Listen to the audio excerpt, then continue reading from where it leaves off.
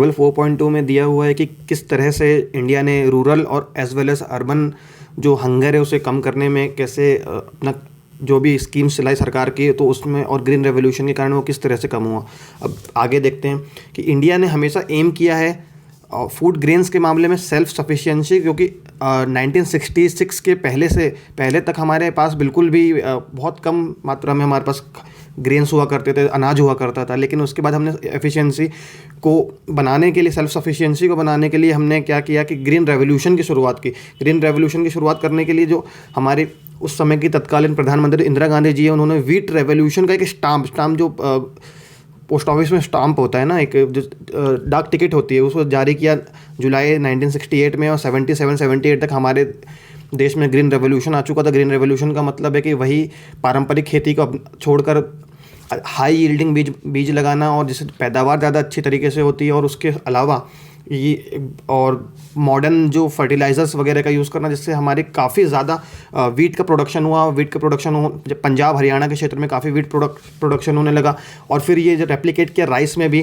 जैसे मध्य प्रदेश और उत्तर प्रदेश कुछ राज्य हैं जहाँ पर राइस के मामलों में भी बहुत ज़्यादा हमने ग्रीन रेवोल्यूशन के जो उत्तम क्वालिटी के हमने जो बीज लगाए, हाई यील्डिंग वेराइटीज़ के बीज लगाए, उसके कारण हमारा काफ़ी अच्छा प्रोडक्शन हुआ। आगे देखते हैं अब फूड सिक्योरिटी इन इंडिया। अब जैसे फूड सिक्योरिटी इन इंडिया जो हमारे देश में जब से ग्रीन रेवोल्यूशन चालू हुआ तब तक उसके बाद से हमारे देश में कभी भी फेमाइन की जो स्थिति है वो निर्मित नहीं हुई है, किसी भी तरह का शॉर्टेज ऑफ फूड नहीं हुआ है। हमने एक्सपोर्ट ही किया है अदर कंट्रीज़ को। वो इसीलिए हुआ क्योंकि ग्रीन रेवोल्यूशन में हमने इतना ज़्यादा अच्छे से पैदावार करने चालू कर दी है, जिसके कारण हमें वैराइटीज़ ऑफ क्रॉप्स मिल रही है। उसके ओवर द कंट्री हमें बहुत सारी वैराइटीज़ मिल रही है। कहीं पर गेहूँ हो रहा है, कहीं पर चावल हो रहा है, और फूड ग्रेन्स की जो अवेलेबिलिटी है एडवर्स वेदर कंडीशन में भी हमारी बाकायदा बनी हुई है। ये ग्राफ 4.1 दिखा रहा है कि हमने कैसे प्रोडक्शन को बढ़ाया है इस इंडिया में। तो प्रोडक्शन काफ़ी हमारा समय के साथ बढ़ा ही हुआ है। अब देखते हैं what is buffer stock. Buffer stock क्या होता है? बफर स्टॉक जो होता है वो फूड ग्रेन्स मतलब अनाजों का भंडार होता है जो स्टोर किया जाता है फूड कॉरपोरेशन ऑफ इंडिया के द्वारा। फूड कॉरपोरेशन ऑफ इंडिया के जगह जगह गोडाउन्स होते हैं, और वहाँ पर वो अनाज स्टोर करके रखते हैं किसी भी एडवर्स कंडीशन के लिए। वो जो अनाज है वो कहाँ से ख़रीदा जाता है? जहाँ पर भी जो एरिया में जो सरप्लस प्रोडक्शन होता है वहाँ पर फार्मर्स को पेड किया जाता है, वहाँ उनसे अनाज ख़रीदा जाता है। किस रेट पर ख़रीदा जाता है? तो वो रेट हमेशा फसल बोने से पहले डिसाइड कर दिया जाता है, और उसे कहा जाता है MSP, minimum support price. Minimum support price पर ही जो हमारी सरकार है वो सरप्लस एरिया से ख़रीदती है। ऐसा नहीं है कि जहाँ पर प्रोडक्शन कम हुआ वहीं से खरीद लेगी। जहाँ पे बहुत सारा प्रोडक्शन हुआ है वहीं से वो अनाज खरीदती हैं, उन्हें FCI के गोदामों में स्टोर करती हैं, और उसको फिर जगह जगह बंटवाती हैं, जैसे राशन की दुकानें हम जिसे नाम से जानते हैं। और उन्हें जब राशन दुकान में बंटवाती है वो lower than the market price होता है। मार्केट प्राइस में जितना मार्केट में वो चीज़ का प्राइस है उससे भी कम प्राइस में उसे सेल किया जाता है, गरीबों तक बंटवाया जाता है। इसे इशू प्राइस कहते हैं। अब जो गरीबों तक बंटवाया जाता है, ये पूरा जो डिस्ट्रीब्यूशन सिस्टम है, इसे हम क्या कहते हैं? इसे कहते हैं हम पब्लिक डिस्ट्रीब्यूशन सिस्टम या PDS। पब्लिक डिस्ट्रीब्यूशन सिस्टम जो होती है, जो FCI ने किसानों से जो अनाज खरीद लिया है उसे अपने गोडाउन्स में स्टोर कर लिया है, लेकिन उसे गरीबों तक कैसे पहुँचाया जाए उसके लिए पूरा सिस्टम बनाया गया है, जिसे पब्लिक डिस्ट्रीब्यूशन सिस्टम कहते हैं। अब उसमें क्या होता है कि इस सिस्टम में बहुत सारी फेयर प्राइस शॉप खोली गई हैं अक्रॉस द कंट्री। हमारे पास 5.5 लाख के आसपास राशन के शॉप हैं, जैसे हम राशन की दुकान बोलते हैं, या फिर हिंदी में बोले उचित मूल्य की दुकान। उसमें गरीबों को मार्केट रेट्स कम प्राइस में जो बेसिक राशन होता है, जैसे कि चावल, दाल, शक्कर, मिट्टी का तेल, इस तरह से जो चीज़ें दी जाती है ताकि वो अपना आगे उनकी फाइनेंशियली स्थिति को मजबूत कर सकें। जितने भी परिवार है जो PDS का हिस्सा हैं और उन्हें जो फूड ग्रेन्स दिए जाते हैं सब्सिडाइज रेट में, इशू प्राइस में दिए जाते हैं, मार्केट प्राइस से कम में दिए जाते हैं, उन सभी फैमिलीज़ के पास एक राशन कार्ड होता है। राशन कार्ड के थ्रू ही आपको जो सरकारी उचित मूल्य की दुकानें, फेयर प्राइस शॉप हैं PDS स्कीम के अंतर्गत, उसमें आपको जो ग्रेन्स हैं, अनाज है और कुछ शुगर वगैरह मिलेगी। तो वो कितने प्रकार के कार्ड होते हैं? कार्ड 3 प्रकार के होते हैं। एक अंत्योदय कार्ड होता है जो कि सबसे गरीब में से गरीब से गरीब लोगों को दिया जाता है। एक BPL कार्ड होता है जिसका फुल फॉर्म है बिलो पॉवर्टी लाइन कार्ड होता है, जो पॉवर्टी लाइन के नीचे हैं उन्हें दिया जाता है। और एक APL कार्ड होता है अबव पॉवर्टी लाइन, जो कि सफ़ेद कलर का होता है आमतौर पर देखा जाए, तो वो इन्हें दिया जाता है जो पॉवर्टी लाइन से ऊपर है।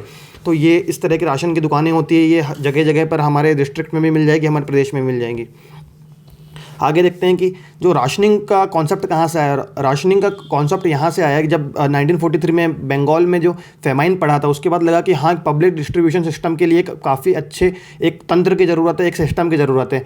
लेकिन फिर क्या हुआ, जो उस समय उतनी बात इसमें आगे नहीं बढ़ पाई। लेकिन जब एक्यूट फूड शॉर्टेज आया, बहुत ज़्यादा फूड शॉर्टेज हो गया था ग्रीन रेवोल्यूशन के पहले 1960 के दौरान हमारे देश में काफ़ी ज़्यादा भुखमरी का माहौल हो चुका था। लेकिन फेमाइन को हम उस समय तक नौबत नहीं आई थी, लेकिन काफ़ी ज़्यादा लोग भूख से वहाँ पे तड़प रहे थे, लोगों के पास प्रॉपर खाना पहुँच नहीं पा रहा था गवर्नमेंट का भी।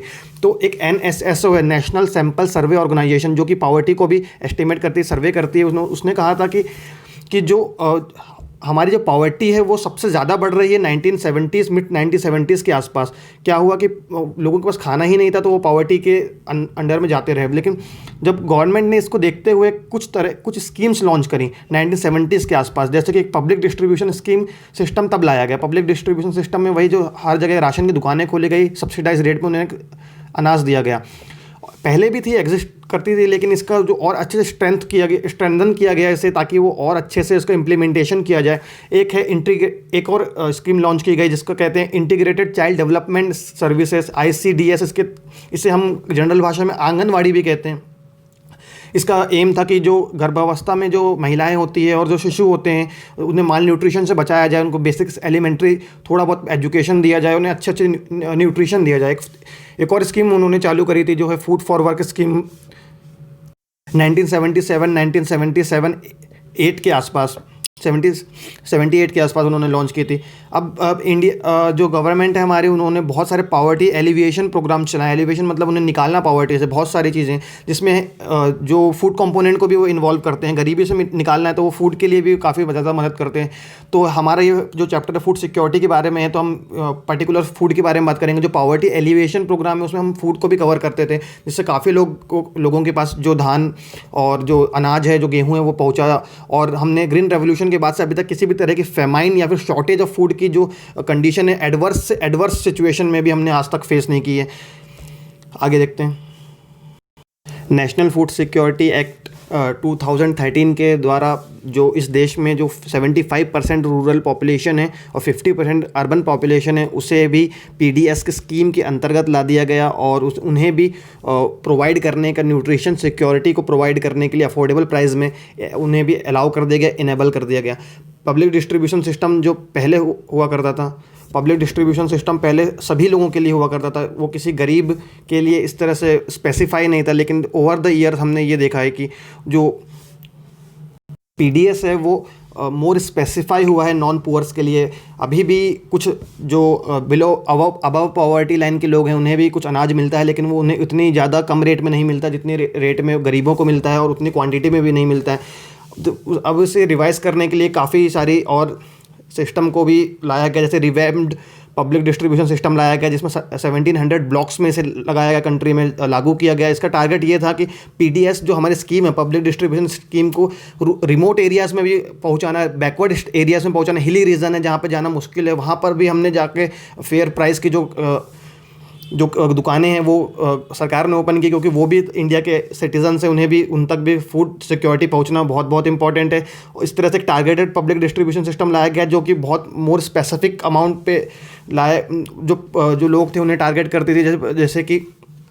और ये उसमें पहली बार ऐसा किया गया कि डिफ्रेंशिएट किया गया कि अगर कोई अबव पॉवर्टी लाइन है तो उसे जो प्राइस है वो कुछ और, उसको कुछ और प्राइस में वो मिलेगा, अनाज मिलेगा, और जो बिलो पॉवर्टी लाइन है उससे उस थोड़े कम प्राइस में अनाज मिलेगा। इस तरह से थोड़ा डिफ्रेंशिएट किया जाने लगा अमीरों में, और जो गरीब हैं उन्हें काफ़ी ज़्यादा अब थोड़ा जो टारगेटेड जो लोग हैं वो गरीब हैं, क्योंकि वही सबसे ज़्यादा फूड इनसिक्योर होते हैं। उन्हें फ़ायदा पहुंचाने के लिए सबसे ज़्यादा उन्हें ही टारगेट किया गया। 2000 में देखा जाए तो एक अंत्योदय योजना लॉन्च की गई, अंत्योदय अन्न योजना लॉन्च की गई, और एक अन्नपूर्णा स्कीम लॉन्च की गई। अन्नपूर्णा स्कीम मतलब जो ओल्ड एज पीपल हैं, जो कि नेशनल जो पेंशन स्कीम है उसके अंतर्गत नहीं आते, उन्हें फूड सिक्योरिटी प्रोवाइड करने के लिए, उन्हें न्यूट्रिशन फूड प्रोवाइड करने के लिए, उन्हें राशन वगैरह देने की जो है स्कीम चालू करी गई। उसके अलावा ये जो 4.2 टेबल है, इसमें ये बताया गया है कि पहले PDS के अंतर्गत कौन आते थे। पहले यूनिवर्सल था, हर कोई आता था इसमें।